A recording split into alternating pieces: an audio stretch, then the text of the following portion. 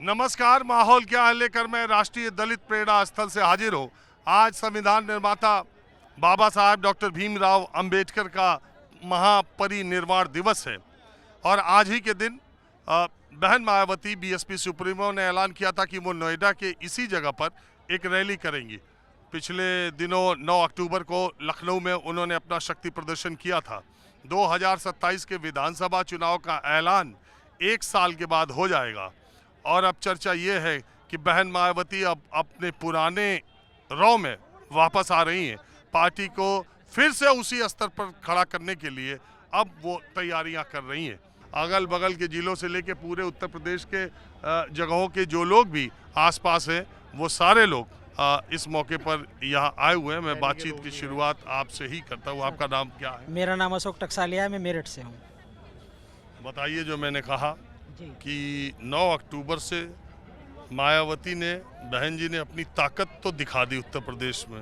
वो जो भीड़, वो जो रेला, वो जो इकट्ठा हुआ, आज का भी था मामला, मान लीजिए रद्द कर दिया उन्होंने स्वेच्छाकारों से, लेकिन लोगों को क्या लग रहा है? उनके लोगों को मैं साधुवाद देता हूँ न्यूज़ 24 का कि उन्होंने कहा कि 9 अक्टूबर का जो बहन जी का जो रैली थी वो बड़ी सक्सेस रही है और देखिए मजबूत रही है। बहुजन समाज के लोग पहले से ही मजबूत हैं और वो इतने मजबूत हैं क्योंकि बहुजन समाज पार्टी ने ही शोषित, पीड़ित, वंचित SC, ST, OBC माइनॉरिटी के साथ सामान्य वर्ग को भारत की मुख्य विचारधारा से, मुख्य विकास की विचारधारा से जोड़ने का काम किया। मात्र एक ऐसी बहुजन समाज पार्टी की राष्ट्रीय अध्यक्ष बहन जी हैं जो सभी को एक भारत के रूप में लेकर उसको आगे बढ़ाना चाहती है, एक उसमें पुराना चाहती है। जैसे देखिए, आज तक देखा होगा सभी पार्टियों के मैनिफेस्टो होते हैं। बहुजन समाज पार्टी का कोई मैनिफेस्टो नहीं है। उसका मैनिफेस्टो क्या है?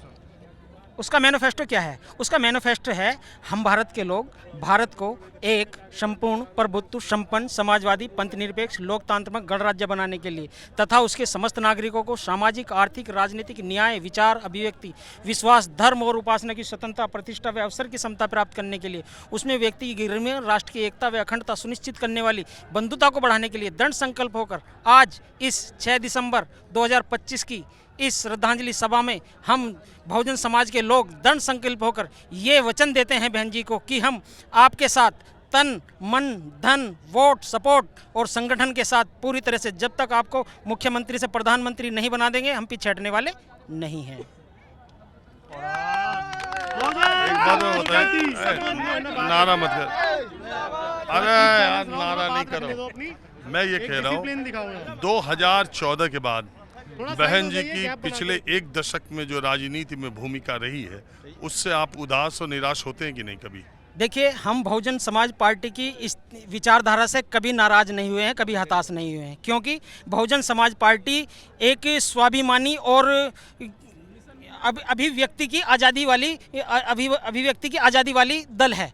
और 2014 से लेकर अब तक की जो भूमिका रही है, बहन जी ने 2014 के बाद जब EVM की गड़बड़ी उनको लगी तो उन्होंने सबसे पहले सदन में ये बात कर रखने का काम किया और वर्तमान जब से लेकर 2014 से लेकर आज तक की जो भी मनुवादी सरकारें हैं, उनका एजेंडा केवल और केवल बहुजन समाज पार्टी की वोट को EVM के माध्यम से ट्रांसफ़र करने का है। क्योंकि पूरे भारत के अंदर, अगर पूरे भारत के अंदर किसी का कोर वोटर है तो वो आदरणीय बहन जी का कोर वोटर है, आदरणीय बहुजन समाज पार्टी का कोर वोटर है, जिसको तोड़ने का, मरोड़ने का काम जाति के नाम पे, धर्म के नाम पे, वोट के धर्म के नाम पे, पूंजीवाद के नाम पे और EVM से तोड़ने का काम हमारे अंदर डिवाइड एंड रूल करके हमको बांटने का काम किया है। लोग समझते हैं कि ये बहन जी को पीछे कर रहे हैं। नहीं, बहन जी को कोई पीछे नहीं कर रहा। बहन जी ने कह दिया कि इस बार जो चुनाव है वो मतपत्र से होंगे। अगर मतपत्र से ये चुनाव हुए, तमाम विपक्ष बहन जी के साथ में आया और मतपत्र से होंगे, देख लेना आप मुख्यमंत्री भी बहन जी बनेंगी और प्रधानमंत्री भी आदरणीय बहन जी ही बनेंगी 2019 में। आप जो BSP का वोट खिसका, आप उसमें कहीं मायावती जी का रोल देखते हैं? उनकी सक्रियता का, उनका जैसा होना चाहिए वैसा, या आप खाली EVM की तरफ उसका ठीकरा फोड़ करके, और वो जो बहुत सारे लोग कहते हैं कि वो कंप्रोमाइज़ पीछे के चुनाव में उन्होंने किया है, उसको आप नहीं मानते? मैं इस पे बात करूंगा सर, एक बार इसमें देखिए सर, देखिए बहुजन समाज पार्टी का जो वोटर है वो वोटर नहीं है, कैडर है और कैडर को तोड़ा नहीं जा सकता, कैडर को छोड़ा नहीं जा सकता।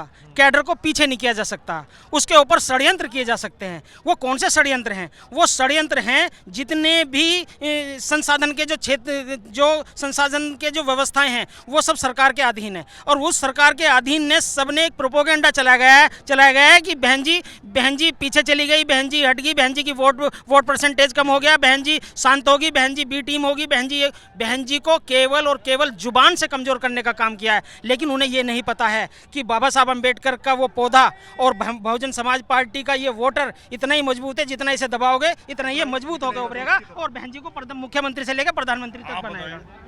मैंने जो बात कही, आपको लगता नहीं वो कंप्रोमाइज, वो समझौता करती हैं? बिल्कुल सही। कोई समझौता नहीं सर, बहन जी का अपना अलग रूल है, सारा सिस्टम है, ये सारा ईवीएम से सारा गड़बड़ करते हैं सर। ये एसआईआर हो रहा है सर, फिर ये वही एसआईआर का मतलब क्या है? जो बिहार में खेला किया, देखा प्रोग्राम कैसा चल रहा था उसका। आपके गांव में एसआईआर हुआ? चलो हमारे यहाँ हुआ है, एसआईआर हुआ है। आपको आपके घर के सारे लोगों का वोट मिला? नहीं सर, हम तो जब हमारा ऊपर से बहन जी ने बोला कि सारे सब लोग एसआईआर कराइए, जितने भी हमारे समाज के लोग हैं, तो हमने किया सर, हमने अपने समाज का कराया। सबका वोट मिला कि नहीं मिला? सबका वोट मिला, उसमें मिला था, कुछ का नहीं था, बाकी का मिला था। वोट तो था, वोट तो जी लेंगे सर, वोट तो चाहिए। आपको नहीं लगता कि चुनाव के समय पीछे 2022 का जब चुनाव हो रहा था तो बहुत सारे कैंडिडेट्स ऐन वक्त पे बहन जी ने बदल दिए, पहले दिया किसी को फिर दे दिया किसी को?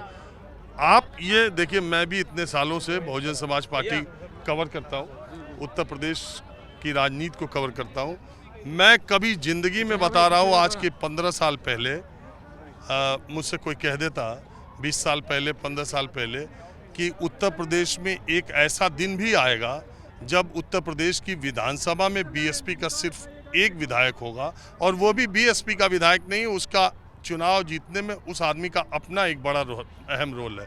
15 साल पहले मैं सपने में भी नहीं सोच सकता था कि बीएसपी का ये हाल कभी विधानसभा में हो सकता है, ये हाल कभी राज्यसभा में हो सकता है कि उसके एक विधायक ना हो, यूपी से एक आदमी राज्यसभा ना आए, ये हाल कभी लोकसभा में हो सकता है कि बीएसपी का एक लोकसभा का सदस्य न हो। आपने कभी सोचा था? मैंने तो नहीं सोचा, आपने सोचा था? ये सर सोचा तो किसी ने नहीं था, मगर ये सिस्टम है सर, ये सारा एक रास्ता नहीं है इनको वोट काटने का। वो ईवीएम का खेल भी नहीं है, बहुत रास्ते हैं, बहुत तरीके हैं इनके पास।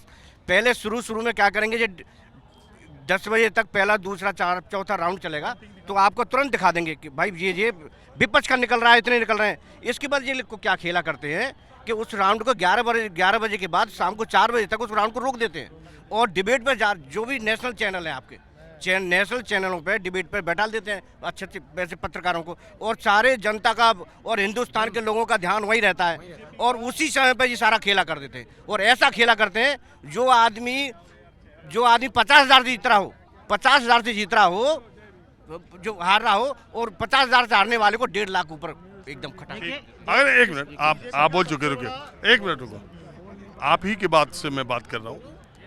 अभी आइए, अभी लोकसभा के चुनाव हुए यूपी में, बीजेपी थोड़ा पीछे हो जाओ, पीछे कहाँ थी और कहाँ चली गई? 43 सीटें जीत गई इंडिया गठबंधन, 43, और बीजेपी कहाँ चली गई?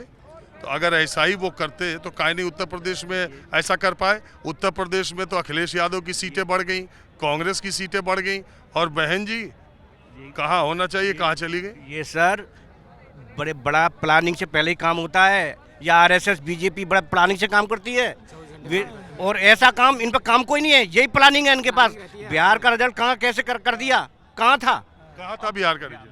देखिएगा उसका क्या नाम है, तेजस्वी का कितना भावल था, कितने लोग थे।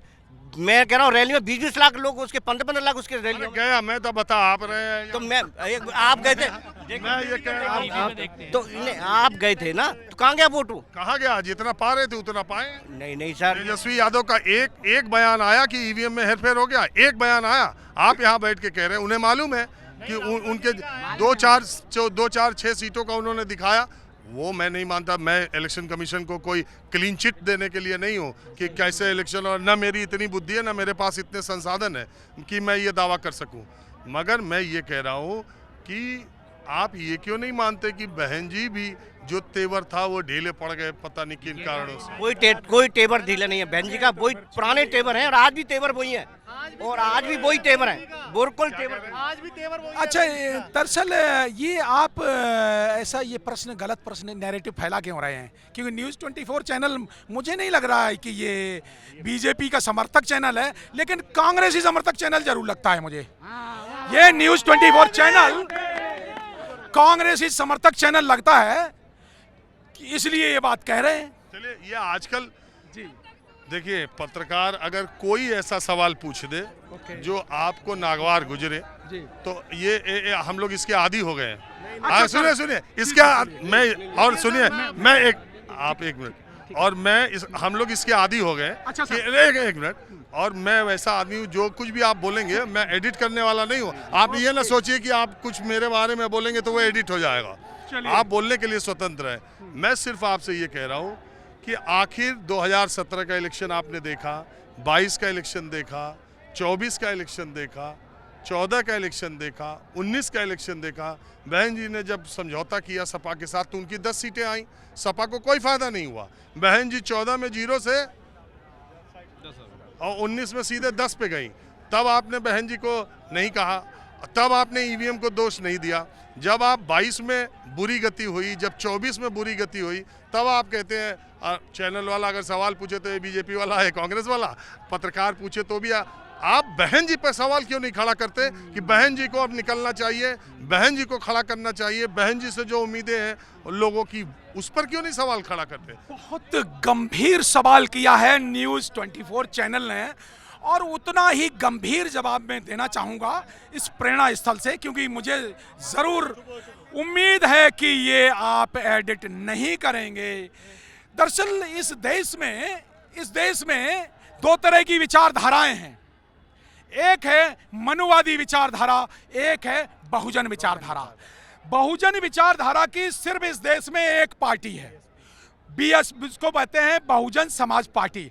और मनुवादी विचारधारा की इस देश में 647 पार्टियां कम से कम हैं। उसमें BJP, Congress, Sapa, JDU, TMC और आप पार्टी, जितने भी पार्टियां हैं, सारी गैर बराबरी की भावना और सोच रखने वाली मनुवादी विचारधारा की पार्टियां हैं। तो ये सारी पार्टियां, और मीडिया पे इसलिए मैंने प्रश्न उठाया क्योंकि किसी भी पूरे भारत के एक भी चैनल ने 2007 में जब बीएसपी की सरकार बनने वाली थी, तब किसी भी एक भी चैनल ने नहीं कहा था कि बीएसपी की सरकार बनने वाली है।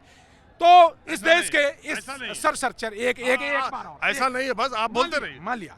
दूसरी बात, जब बाबा साहब अंबेडकर आंदोलन लड़ रहे थे तो इस देश के मनुवादी मीडिया ने बाबा साहब अंबेडकर को देशद्रोही कहा, बाद में कहा राष्ट्रपति।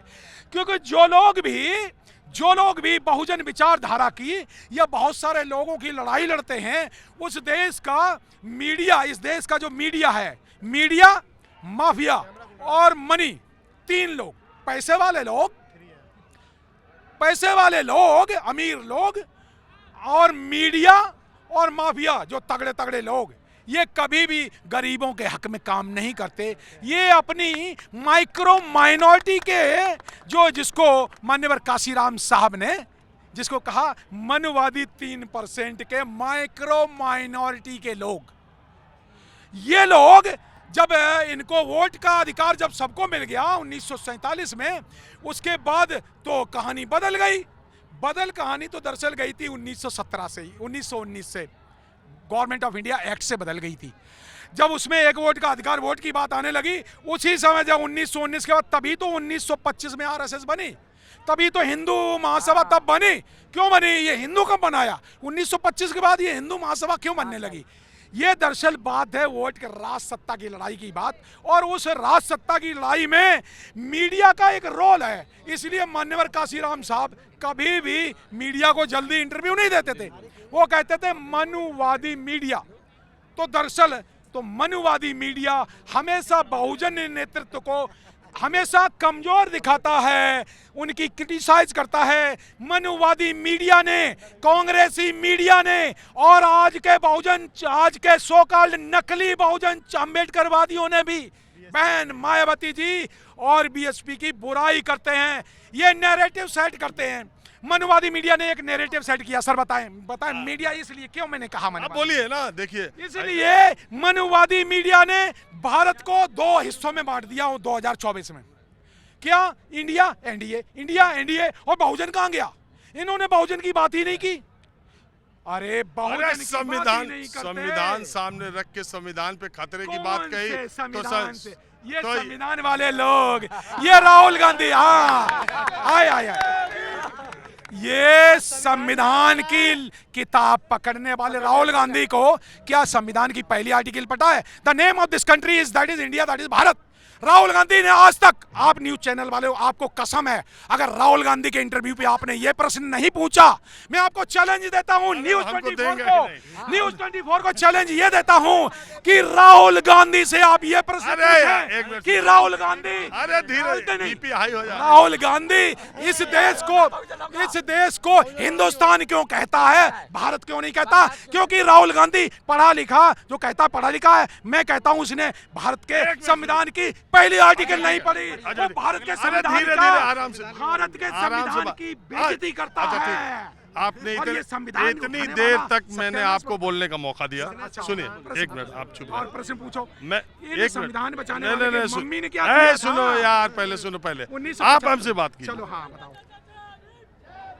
आपको हमने इतना बोलने का मौका दिया, आपने बहन जी को छोड़ के सबके बारे में बोला। बहरहाल मैं बहन जी हमारे नेता हैं, अरे बहन जी आयरन लेडी है, बहन जी इस देश के 125 करोड़, बात नहीं हो पाएगी, बात नहीं हो पाएगी। सुनिए, अगर आप चाहते हैं कि हम बात करें और आप सबका व्यू ले, तो इसके लिए बहुत आराम से बात कीजिए और जैसे मैं बात करता हूँ। अच्छा चलो ठीक है, अच्छा चलो ठीक है। तो बहन जी हमारी नेता हैं 125 करोड़ लोगों की। बहन जी 4 बार मुख्यमंत्री उत्तर प्रदेश की बनी, 4 बार बनी, अपने दम पे बनी। 2 बार किसके सहयोग से? देखिए, सहयोग किसी का हो, दम अपना। मजबूरी में सहयोग दिया। किसका सहयोग था? अपने दम पे बीजेपी के सहयोग से बनी। तब बीजेपी मनुवादी पार्टी नहीं थी? हमेशा से थी, तभी भी थी। उन्होंने गर्ज पे समझौता करके, गर्ज में उन्होंने दिया था हमें समर्थन, मजबूरी में थोड़ी दिया, मजबूरी में दिया था। हमने नहीं मांगा था, हमने मांगा नहीं था, हमें दिया था और हमने दिया था। जी माननीय बहन जी नेता हैं हमारी, 4 इससे उनको इनकार नहीं। मैंने हमेशा कहा उनका कार्डर सबसे मजबूत, उनका वोट बैंक सबसे मजबूत, सुनिए, उनके जमीन पर उनका कैडर बहुत मजबूत, सब कुछ बनी बनाई व्यवस्था थी। कहते हैं कि बहन जी ने उस व्यवस्था को खत्म कर दिया जैसा होना चाहिए था, और आज पार्टी की ये दशा दिशा है, तो उसमें पार्टी नेतृत्व की जिम्मेदारी ज्यादा है। उनके समर्थक काडर अभी भी उनके साथ खड़े हैं। प्रश्न गलत है। आपको समय दे दिया। नहीं, माने बहन जी कौन कह रहा है? नहीं, माने बहन जी कौन कह रहा गलत है? माने बहन जी पहले भी सही थी, आज भी सही थी। कुछ परिस्थितियां ऐसी होती हैं कि परिस्थिति में कुछ ना कुछ गड़बड़ होता है। गड़बड़ क्या होता है? माने बहन जी का कैडर बराबर है, माननीय बहन जी का जो कैडर है वो आज भी बहन जी के साथ है, पहले भी साथ था और आज भी साथ है। कुछ ब्राह्मणवादी सोच, मनुवादी सोच के लोग अपने लोगों को कहीं ना कहीं टिकट दिलाने के चक्कर में दूसरी जगह भटक जाते हैं, क्योंकि माननीय बहन जी पहले भी सही पैटर्न पे काम कर रही थी और आज भी सही कर रही हैं, और उनका कैडर जिंदाबाद है, जिंदाबाद रहेगा। क्योंकि माननीय बहन जी 2004 बार मुख्यमंत्री उत्तर प्रदेश की बनी है, और 2027 में पुणे माननीय बहन जी 5वीं बार मुख्यमंत्री बनने जा रही हैं। इसमें कोई शक नहीं है।